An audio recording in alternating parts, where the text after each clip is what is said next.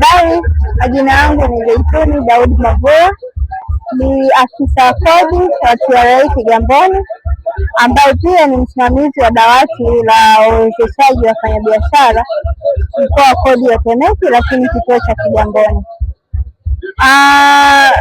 Faida za tini ni mojawapo ni kwamba kila Mtanzania ambaye ana kuanzia miaka 18 kwenda mbele anapaswa kuwa na tini.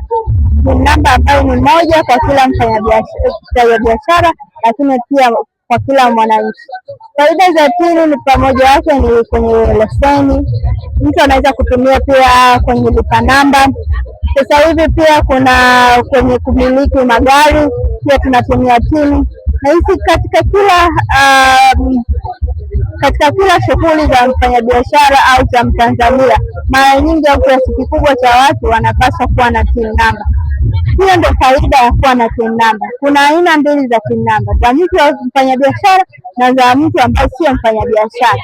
Mtu ambaye sio mfanyabiashara atatumia kwenye leseni, kwenye kununua bidhaa, kwenye pale anataka kufanya manunuzi ya bidhaa yoyote.